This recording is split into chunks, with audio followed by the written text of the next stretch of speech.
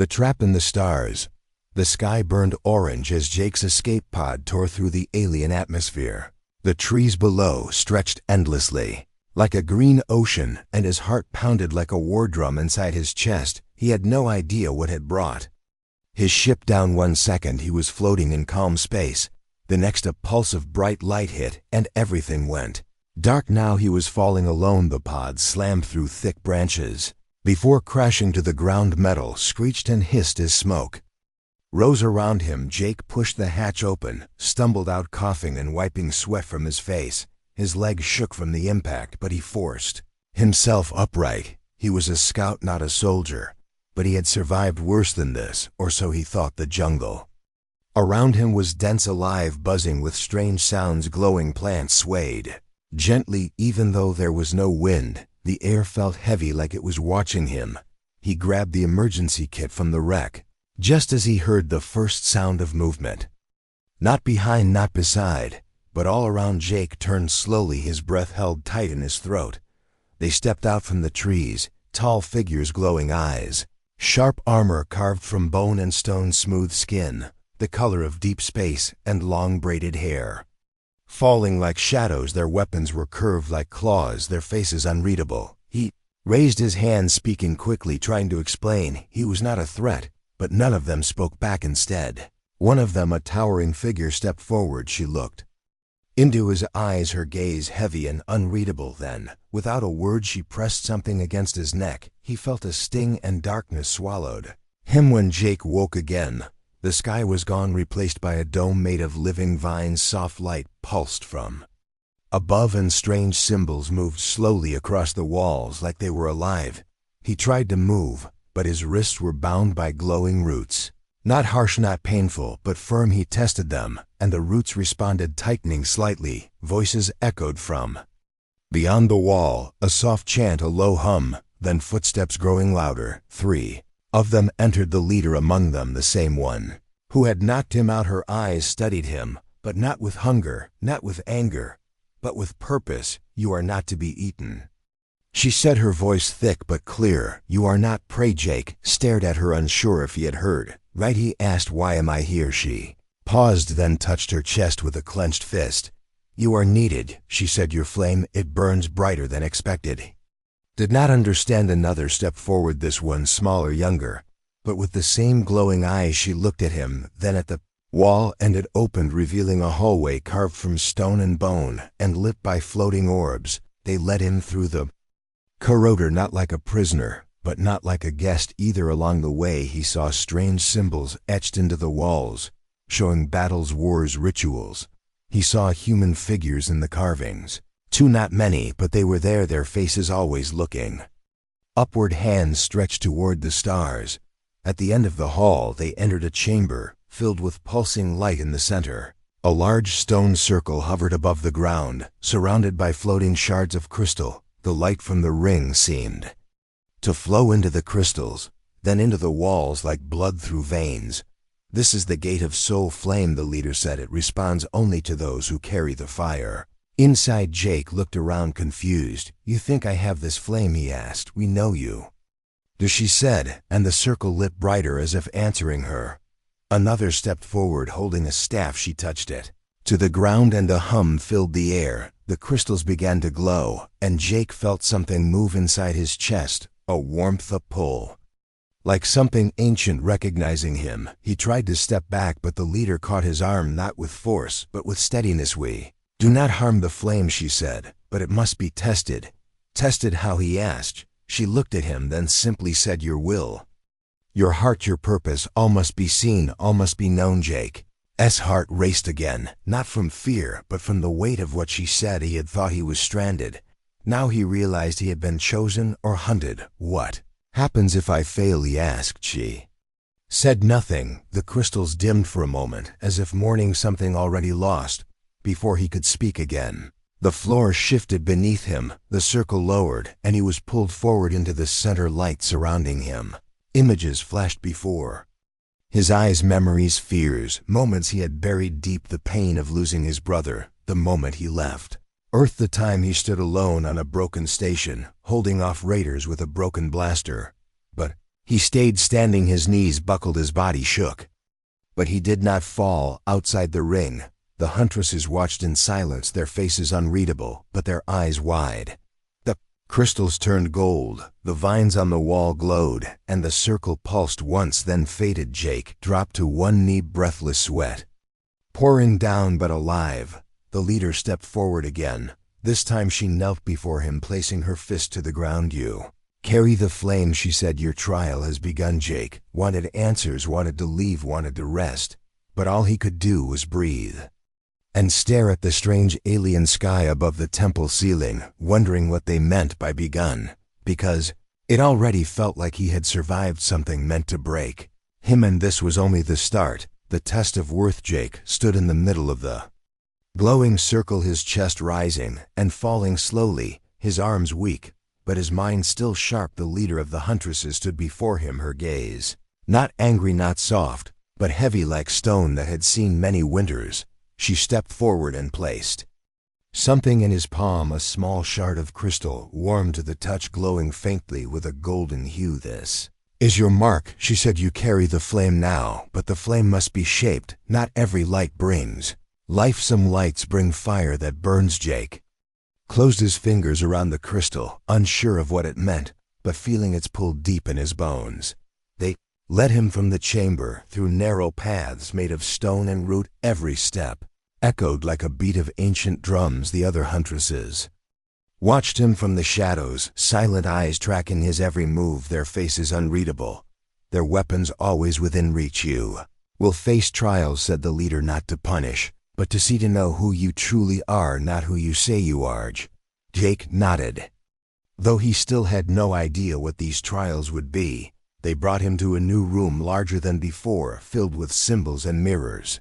The air thick with energy. One of the mirrors shimmered, and his own reflection stepped out, but its face twisted into a sneer and its eyes dark. He froze as the reflection moved forward, mocking him, whispering doubts from his past.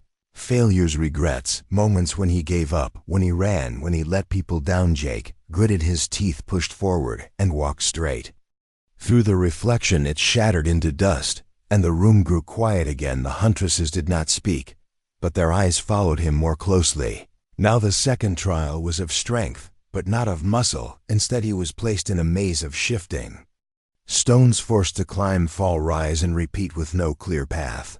No rest. The walls changed as he moved, testing his choices, testing his will. He scraped his arms, cut his leg, and nearly gave up, but he remembered the leader's words, "You carry the flame," and so he kept going. When he reached the center, the ground opened and lowered him into darkness, where he met the third trial, a room filled with faces not alien but human, his old crew, his parents, his brother, all looking at him with eyes full of blame. They cried out, asking why he left, why he failed, why he never returned. His heart twisted, but he stepped forward one by one. He looked at each face and said, "I did not forget you. I am trying to make it right." The images faded and the room brightened. He stepped out. Mira, the younger huntress, was waiting for him. She looked different, now not as fierce, her eyes softer, her voice less guarded. "You passed what others have not," she said. "The flame listens to you. It does not burn you." Jake sat down, his body aching, his mind tired. He looked up at her. "Why me?" he asked. "Why go through all this? Why not choose your own kind?" She sat beside him for a moment, silent, then said softly, "Because our kind cannot light the flame anymore. The war took our brothers, our fathers, our sons. We have only echoes left." Jake looked at her, not with pity, but with understanding.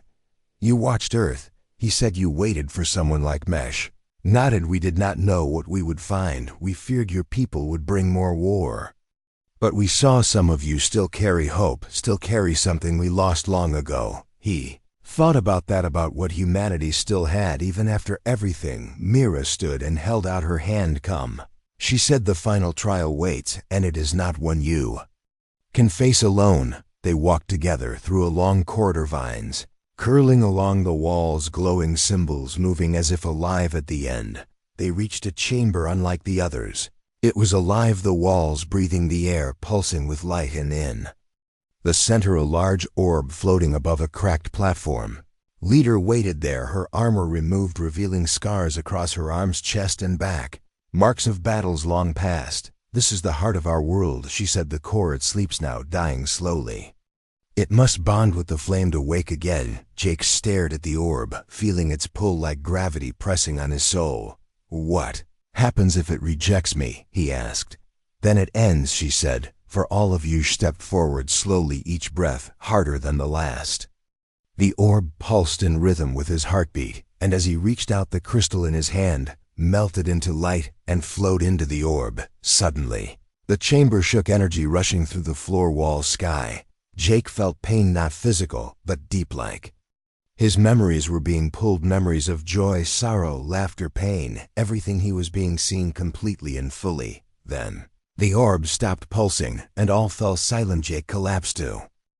His knees panting, chest heaving, sweat pouring from his brow.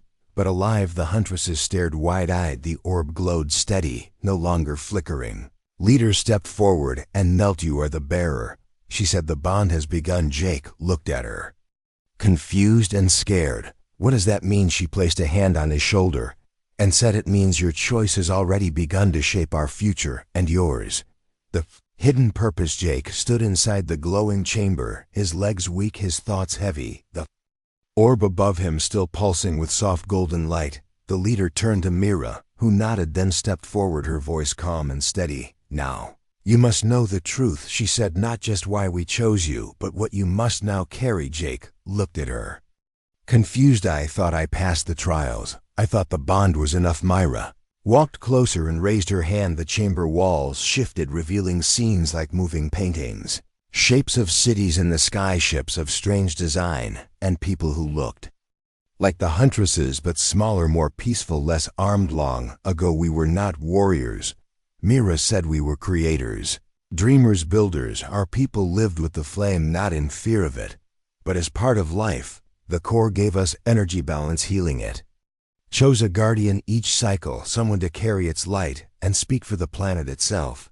Jake listened, his heartbeat slowing as he watched the ancient scenes of peace and wonder. But something happened. Yes, said the leader, stepping forward. The last guardian broke the bond. He sought power beyond the flame. He twisted its gift and awakened something buried deep within our world, something that should have stayed asleep. Jake turned to her, his eyes wide. What did he awaken? The first flame, she said. A being born from the oldest fire, a force without will, only hunger. It does not think, it consumes. It burned half our people and left our world scarred, poisoned, unable to rise again. We sealed it inside the deepest part of the moon, Mira said, and ever since then we have searched for a new bearer, someone the flame would accept, someone not touched by our war, not blinded by revenge. That someone is you. Jake stepped back, the weight of their words crashing over him. You want me to fight this thing? No, said the leader. We want you to face it, understand it. Stop it if you can. You have a chance we never had, because the first flame does not know you. It does not know what it means to be human. Jake shook his head, the room spinning. Why me? Why not one of you? Why not wait for someone stronger, smarter, better? Because you survived your truth. Mira said, you faced your pain, and you did not run. That is what the flame sees. That is what the first flame fears. Jake closed his eyes, took a deep breath, and then opened them.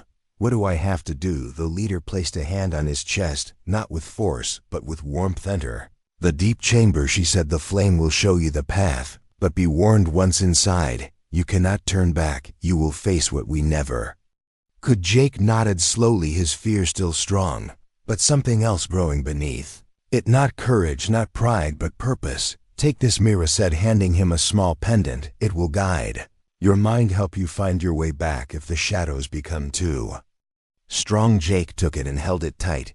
They led him through a narrow tunnel, deep underground, deeper than he thought possible. The air grew cold, the walls rough and untouched by light. At the end of the path a door stood tall, covered in symbols, none of them familiar. The leader placed her hand on the stone, and it opened without sound, revealing a space so vast Jake could not see the ceiling or the floor, only floating platforms of black stone, glowing cracks beneath them like veins of lava. Step forward, said Mira, her voice soft but firm. Jake stepped inside, and the door closed behind him, sealing him in the silence. Was total, not even his breath made a sound. Then the platform moved, carrying him across the void toward a sphere of pure fire, swirling dark and gold and red. As he drew near, the pendant around his neck began to glow, and a voice whispered, not in words, but in emotion, fear, hunger, loss, rage, pain. The first flame had awakened. Jake felt it reach for him, not with hands, but with memory, his own memory, flashes of his childhood, of his brother, of the time he let go of a friend during the spacewalk accident. His guilt, his shame, all played before him like a cruel film. He fell to one knee, the flame pressing into his thoughts, burning through his strength. But then he remembered something else. He remembered laughter. He remembered late nights talking about stars. He remembered holding a child's hand during an evacuation.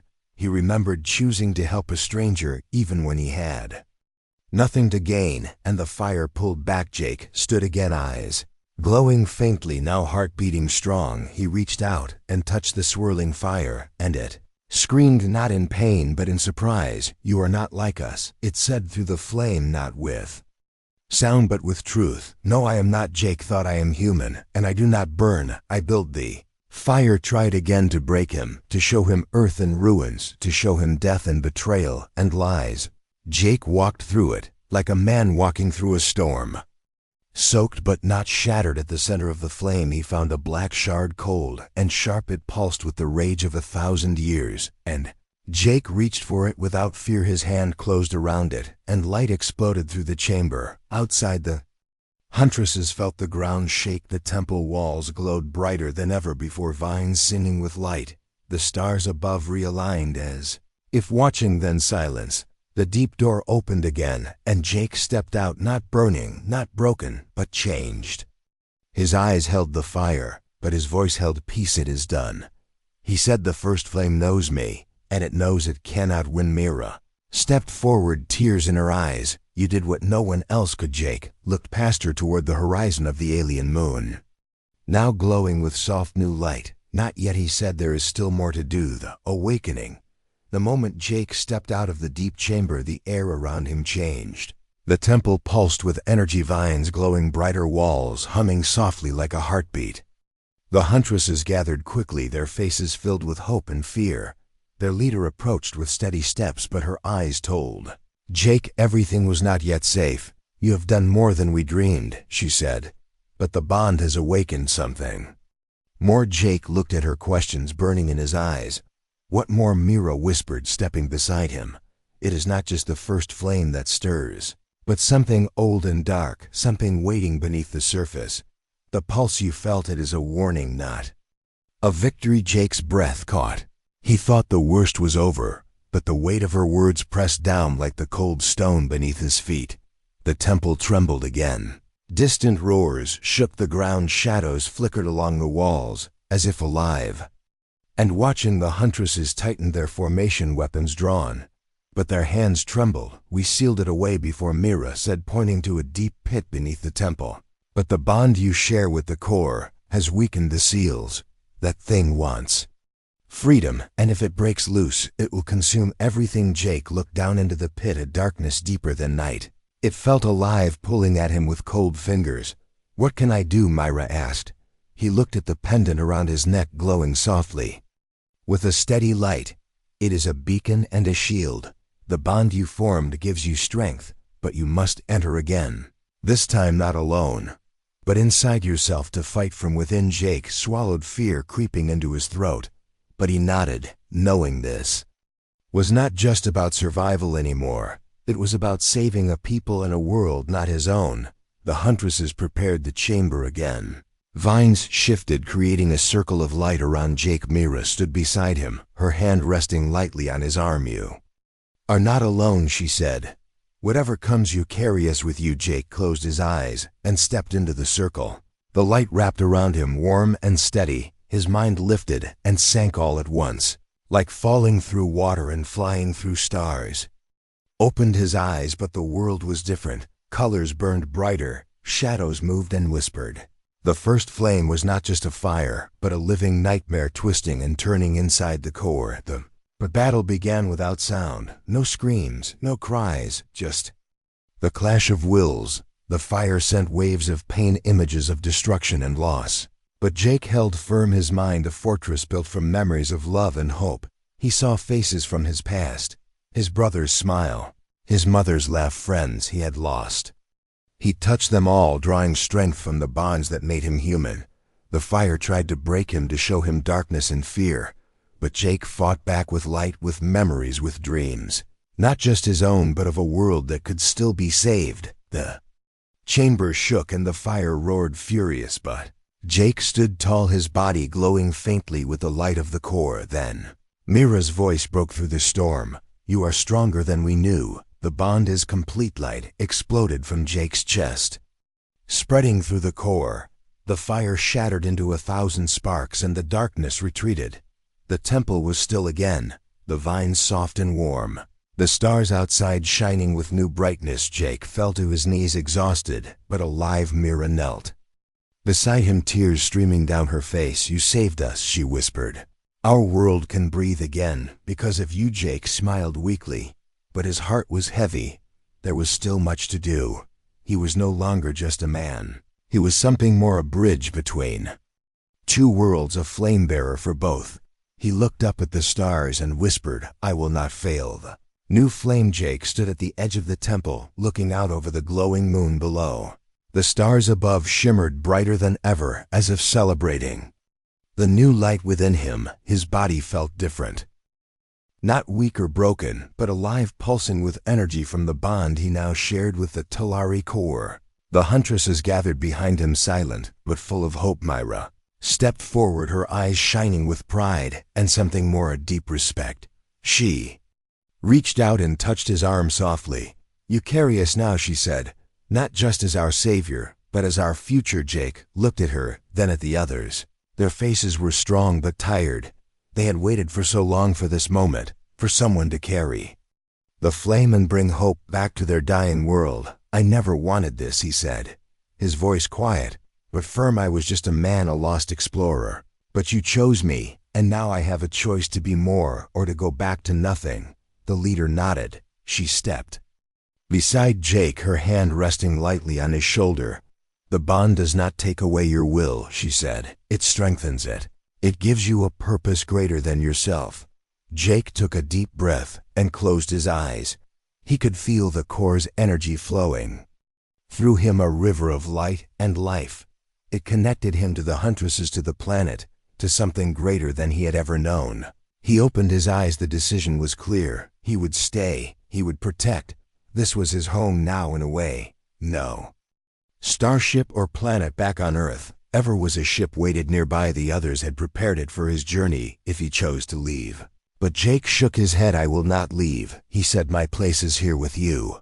With them, Mira smiled, tears shining in her eyes. "We will build again," she said. Together, the Huntresses began to sing, a low hum that filled the air.